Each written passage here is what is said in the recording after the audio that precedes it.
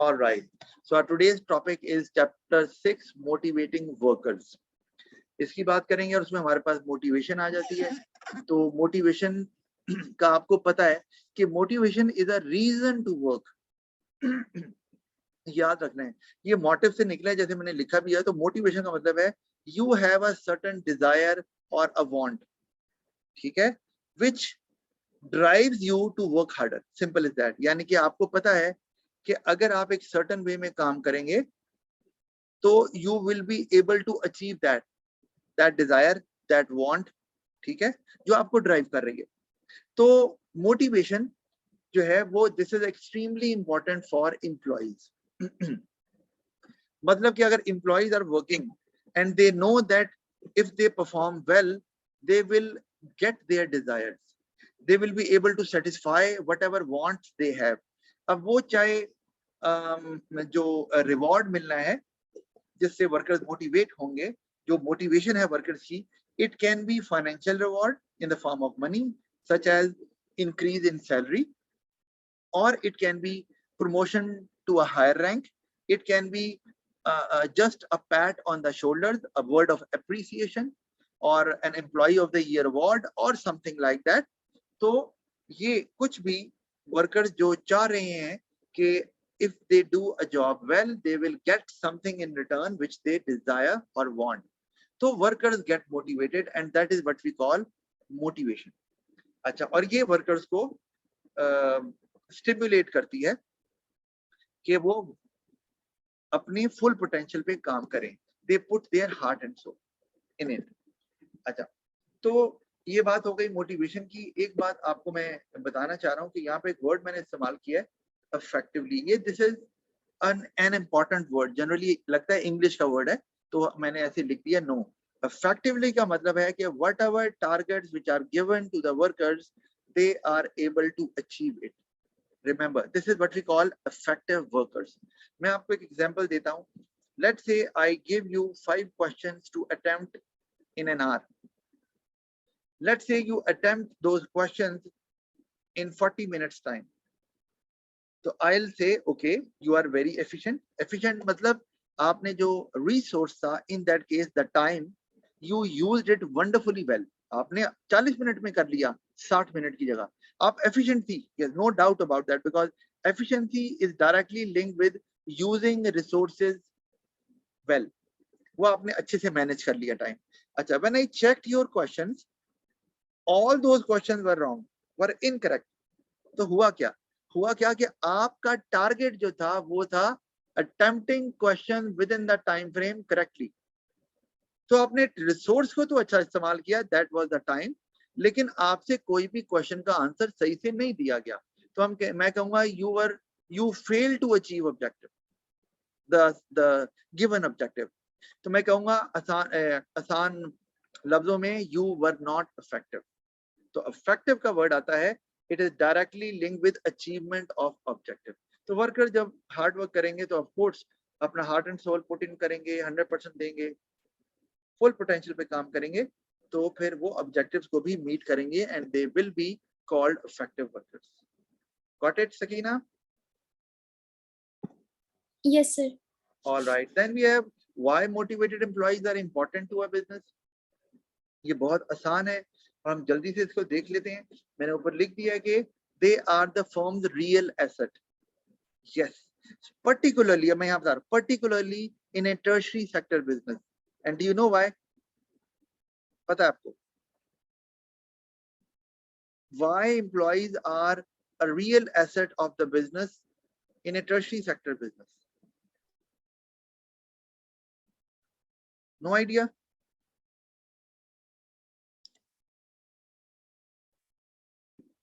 Are you thinking? Communication skills वगैरह से. Yeah, that's right. I mean, in manufacturing business, there is no direct interaction with the customer. Same is the case with primary sector. Tertiary में आपको clients deal करने हैं. उसमें बात का ये होता है, let's say you go to a beauty parlor, तो you always want a certain lady to have your haircut.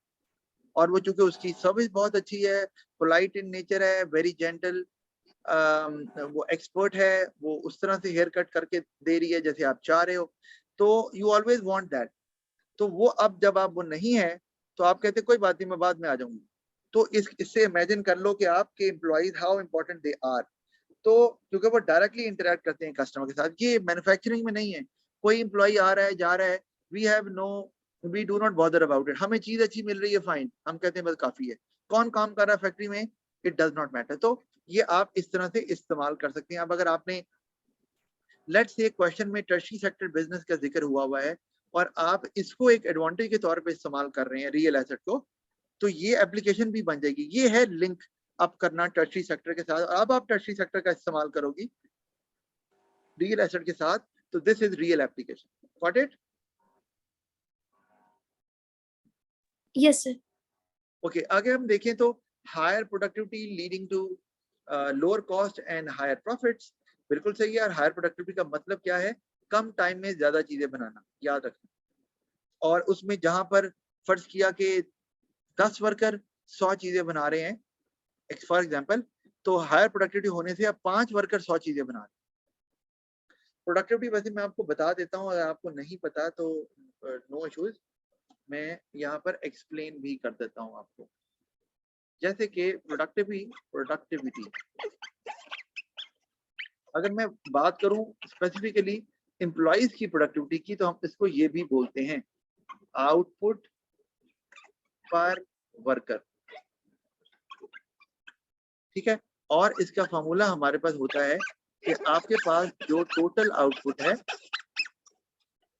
उसको डिवाइड कर दिया जाता है नंबर ऑफ वर्कर्स। तो अगर मैं ये कहता हूं कि 100 चीजें बन रही हैं और उनको बनाने वाले 10 हैं, तो प्रोडक्टिविटी 10 आ गई। इसका मतलब है कि एक वर्कर जो है वो 10 चीजें बना रहा है, सिंपल इज दैट। अब क्या हुआ, प्रोडक्टिविटी बढ़ गई है और अब क्या है, 100 चीजें तो बन रही हैं, लेकिन अब आपको सिर्फ 5 वर्कर चाहिए, क्योंकि वो 5 वर्कर आपको 100 चीजें बना के दे रहे हैं। इसका मतलब है now productivity has gone up to 20। चीजें उतनी बन रही हैं। रिमेंबर, प्रोडक्टिविटी और प्रोडक्शन में फर्क है। प्रोडक्शन वाज 100 अर्लियर, ठीक है, और अभी भी 100 ही है, लेकिन अब एक वर्कर जितनी चीजें बनाता था वो पहले 10 बना रहा था और अब वो 20 बना रहा है। तो अब आपको 10 के बजाय सिर्फ 5 वर्कर चाहिए। तो आपकी जो वेज कॉस्ट है, वेज कॉस्ट ऑफ 5 वर्कर्स, वो अब आपकी क्या हो गई, वो सेव हो गई। You can save it, save. और कॉस्ट बचेगी तो आपका प्रॉफिट ऑफ कोर्स बढ़ेगा। Got it? Yes sir. और ये तभी मुमकिन है जब वर्कर मोटिवेटेड है और वो टाइम जाया नहीं कर रहे, they are less likely to make mistakes, और ज्यादा चीजें बनाकर दे रहे हैं। तो आप टाइमली डिमांड भी पूरी कर रहे हैं और आपकी कॉस्ट भी पहले जैसी नहीं है बल्कि कम आ रही है। तो ये मैंने यहाँ पर यही एक्सप्लेन किया है कि higher productivity leading to lower cost and higher profit, मैंने बता दिया कि कैसे होगी। अगला point, more likely to work to their fullest potential resulting in better quality products. Yes, ये it's very simple. I think I do not need to explain that कि जब वो मिस्टेक्स नहीं करेंगे, जो चीजें जो हैं वो हायर क्वालिटी की बनेंगी और उसका क्या इंप्रेशन होगा, कस्टमर्स लॉयल्टी आप कैसे गेन करोगे, सेल्स पे क्या इम्पैक्ट होगा, you can develop it easily. Less likely to make mistakes, that is the third point, as they are more focused resulting in standardized products. ये as का word लगा के, जो कि कनेक्टिव है, मैंने डेवलपमेंट का हिंट दिया है आपको कि मिस्टेक्स कम होंगी तो उससे चीजें स्टैंडर्डाइज होंगी। मतलब क्वालिटी अपनी जगह पर, स्टैंडर्डाइज का मतलब है, याद रखें, all goods are exactly the same. Whenever you buy that item from a particular business, you always find the same standard of quality. अब मैं यहाँ पर ये बात नहीं कर रहा कि क्वालिटी ज्यादा है। You always find quality up to the mark या up to the same standard. जैसे अगर आप किसी रेस्टोरेंट जाते हो, फर्ज किया आप बुंदू खान जाते हो, गई हो बुंदू खान कभी? गई होगी। Yes sir. हाँ, तो आप किसी भी, आप जो है वो DH चले जाओ या आप गुलबर्ग चले गए हैं या आप जोहर टाउन में चले गए हैं, तो you'll find the same standard, same taste. तो इसका मतलब है, इसको बोलते हैं स्टैंडर्डाइज प्रोडक्ट्स, जिससे एक बहुत अच्छा इंप्रेशन आता है। लोग आंख बंद करके उस चीज का इस्तेमाल करते हैं, उन्हें पता है कि क्वालिटी में कोई भी कमी बेशी नहीं है।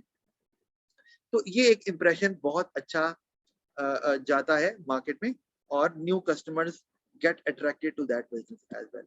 अच्छा, develop a good image of the business and efficient workers like to work in the business. Yes, अब यहाँ पर भी आप अगर चाहें तो टर्शियरी सेक्टर बिजनेस के हवाले से बात कर सकते हैं कि वो क्लाइंट्स को डील करते हैं on daily basis, and if they are efficient, they serve, like for example, like a restaurant hai, they serve food on time, they answer the queries of the customers um, in the manner they want, like what kind of ingredients are being used in a particular dish, तो वो उनको बता रहे हैं, they are giving them a very handy information which they like to have, तो उससे एक बहुत अच्छा इमेज मार्केट में जाएगा, और इमेज बढ़ने से क्या होगा, कस्टमर तो आएंगे, बार बार एक ही डेवलपमेंट नहीं करनी, यहाँ बताएंगे कि good image would help business to increase the price because demand would become inelastic.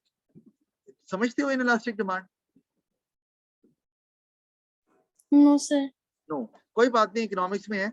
Inelastic demand का मतलब ये है कि whatever the price, customers are not likely to switch to another brand or business.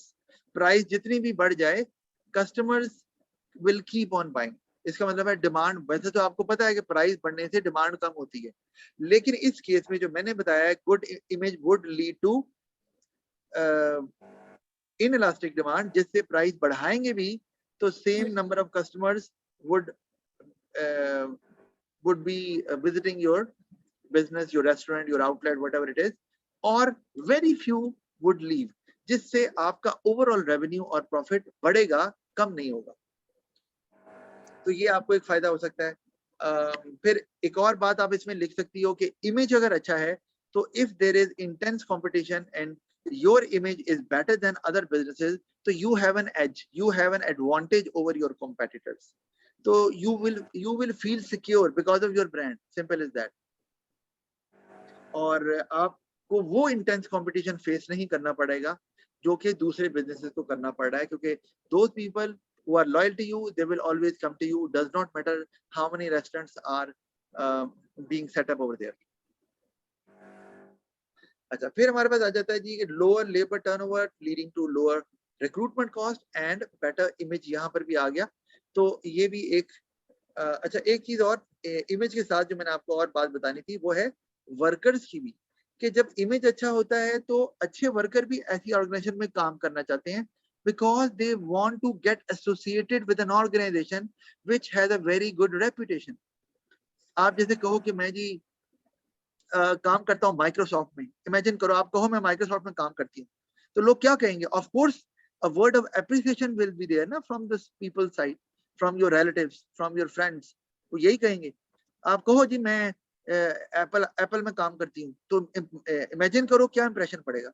तो जब इमेज बेहतर होता है तो it is lot easier to attract good workers, तो आपको वो ढूंढने नहीं पड़ते, ये एक और आसानी आपके लिए हो जाती है, और दे रिमेन लॉयल। आपको पता है लॉयल कस्टमर जहाँ जरूरी है वहाँ लॉयल वर्कर्स भी जरूरी है आपके लिए, और क्योंकि अगर every now and then workers leave and you have to find another worker, तो उससे आपके आउटपुट का भी लॉस होगा, वो बनेगी नहीं, you have to wait for the worker, और आपको नए वर्कर शायद उस तरह से मिल भी ना सके जो कि पुराने वर्कर के साथ जेल इन होके काम कर सके। तो आप कोई भी ऑर्गेनाइजेशन नहीं चाहती कि वो अपने पुराने वर्कर्स को